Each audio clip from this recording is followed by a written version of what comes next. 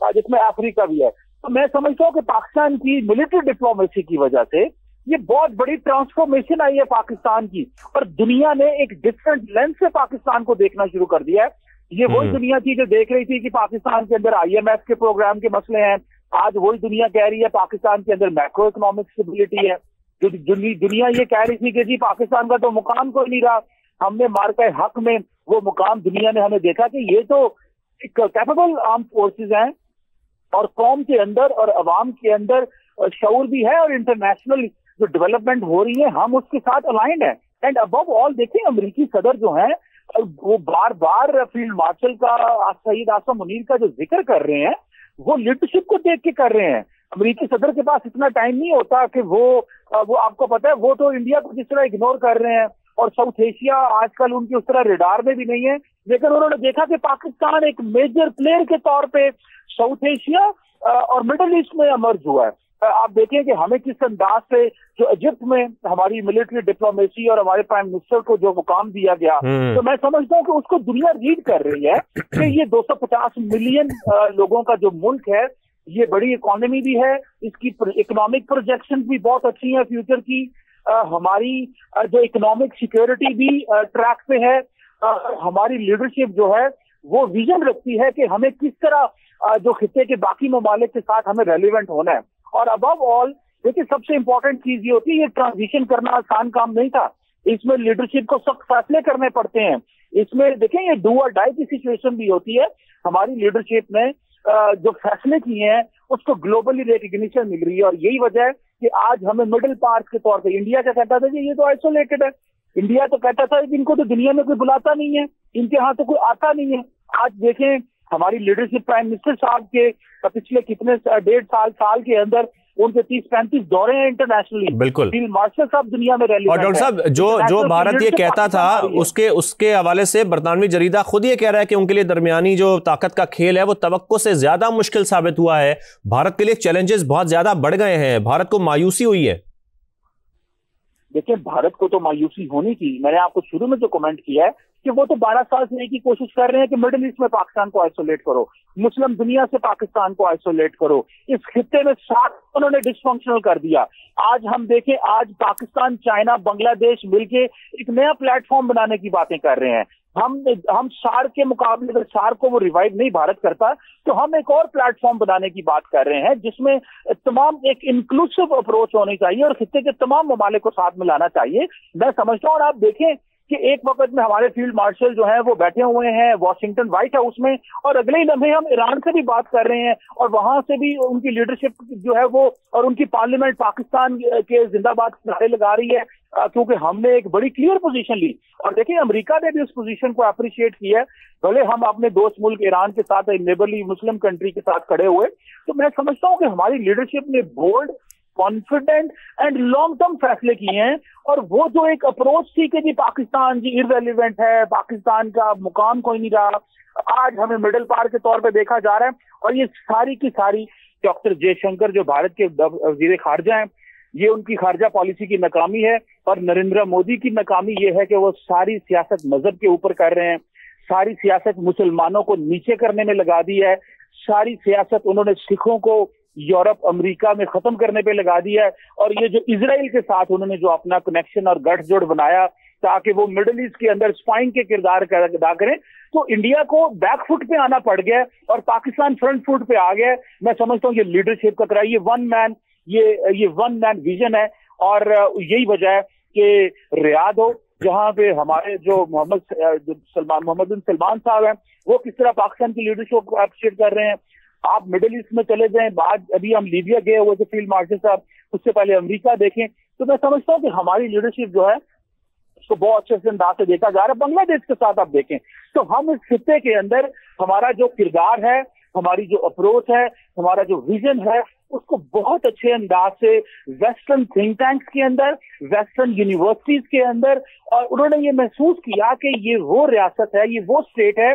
जो कैपेबिलिटी रखती है, और ये जब आप कैपेबिलिटी रखते हैं तो देन आपको दुनिया उसी अंदाज से फ्यूचर में फोरकास्ट भी कर रही होती है। तो ये जो हमारे यहाँ पे हमने सियासी अफरा तफरी फैलाई पाकिस्तान के अंदर, और उस सियासी अफरा तफरी की वजह से दुनिया ने ये महसूस किया कि शायद यहाँ पे इस मुल्क का मुस्तकबिल नहीं। बिल्कुल, ये वन मैन विजन है पाकिस्तान का किरदार साउथ एशिया में जिस तरह से उभर के सामने आया है, वो हम सब देख रहे हैं, बल्कि पूरी दुनिया देख रही है। डॉक्टर कमर चीमा साहब, बहुत शुक्रिया, हमें इस वक्त ज्वाइन किया वज़ीर मुमलिकत बैरिस्टर अकील मलिक साहब ने। बहुत शुक्रिया अकील साहब। अकील साहब, जिस तरीके से हम ये देख रहे हैं कि फाइनेंशियल टाइम्स ये कह रहा है कि फील्ड मार्शल आसिम मुनीर बदलते आलमी निजाम में सबसे मौसर स्ट्रेटेजिक रहनुमा बनकर उभरे हैं, तो आलमी सतह पर ये बहुत बड़ी कामयाबी है पाकिस्तान के लिए।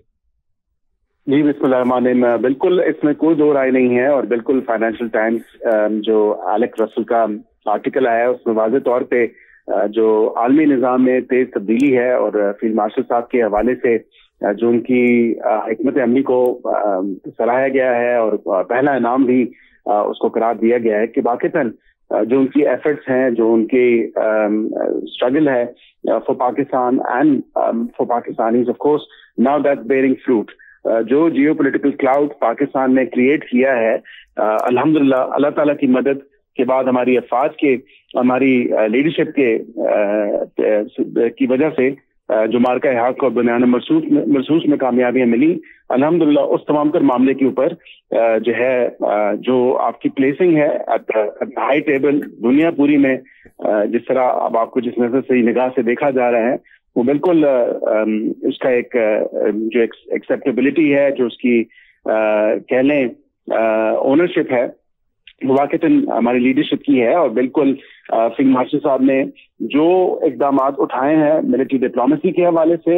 और इकोनॉमिक डिप्लोमेसी के हवाले से, और इसी साल में अगर आप देखें तो अल्हम्दुलिल्लाह इतने इम्पोर्टेंट विजिट्स हैं जो कि इकोनॉमिकली और militarily and within the defence realm as well Pakistan को वो बड़ा बेनिफिट कर रहे हैं within the diplomatic world stage. जो और उसको बात करें तो बिल्कुल ये लायके तहसीन है, और क्योंकि भारत जाहिर बात है ये ट्रेन मिस कर चुका है, और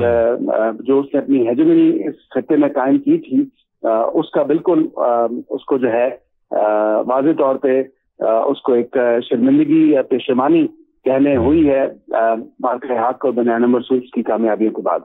बैरिस्टर साहब, भारत ने तो कोशिश की थी कि पाकिस्तान को आइसोलेट किया जाए, लेकिन भारत को खुद ही मायूसी का इस वक्त शिकार है, और पाकिस्तान की जो सिफारती कामयाबियां हैं वो हम देख रहे हैं कि बैरिस्टर साहब अब साउथ एशिया हो, सेंट्रल एशिया हो, अभी हम यही बात कर रहे थे कि मेजर प्लेयर बन चुका है मिडिल ईस्ट में भी पाकिस्तान अब। अल्हम्दुलिल्लाह जी, बिल्कुल पाकिस्तान जो है अपनी it's you know glorious spot in the committee of nation जो है वो बिल्कुल उसकी तरफ गामजन है, रवा दवा है, और it's just a matter of time.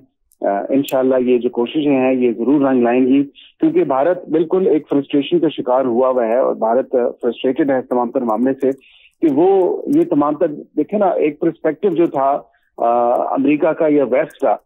या पूरी दुनिया का, इसमें भी कहने में कोई कबात नहीं होनी चाहिए कि वो तमाम तर जो एक पर्सपेक्टिव था